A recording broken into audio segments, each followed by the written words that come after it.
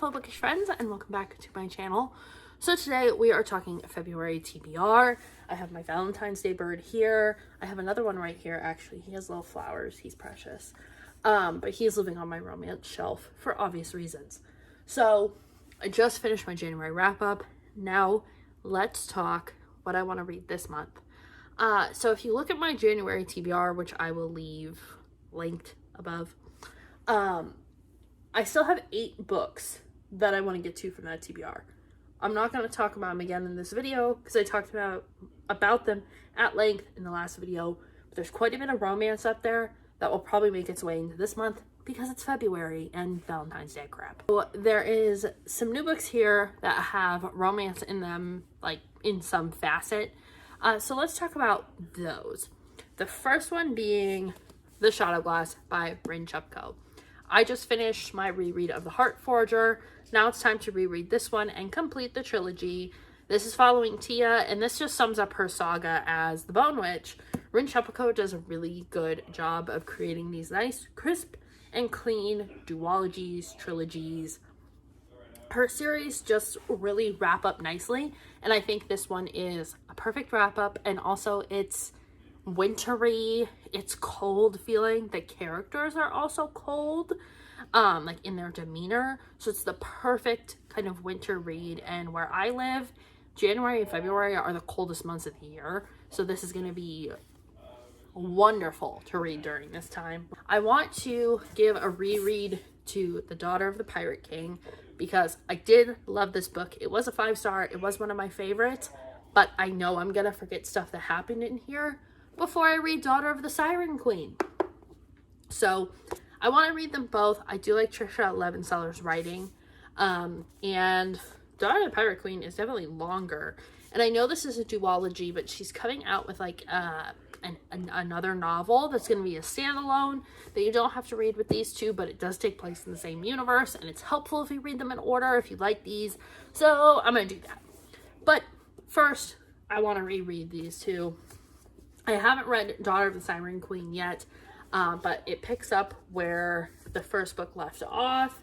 I'm not going to mention it, but there's an enemies to lovers, one bed trope romance in here, which I'm interested to see where it goes here. Last month, I read a lot of graphic novels and comics, and I want to keep that going because it is really motivational to see your numbers climb on Cawpile and know that you are reading. So I want to read the Zatanna graphic novel.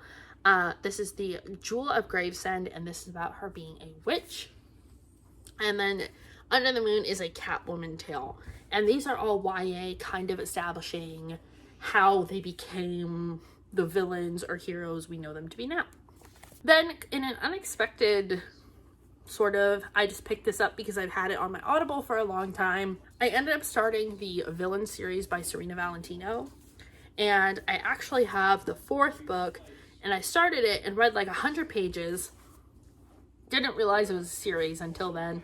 But now I'm caught up to the point where I can read this. So this is a pretty short book. It's Maleficent.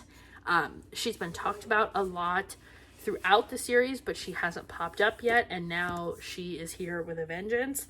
So I definitely want to read this, and these books are cool because the dust jacket and the cover underneath are different.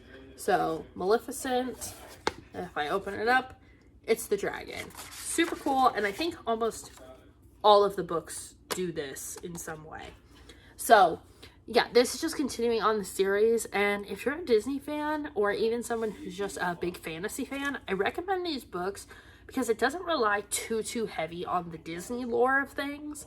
I mean, it's mentioned obviously, but these are pretty good just fantasies if you aren't a Disney person. So in order to read this next book, I want to try and reread Finale from the Caraval series because I want to start Once Upon a Broken Heart. I know this is a prequel. By the way, this is the Barnes & Noble edition if you are looking for the pink one instead of the black cover.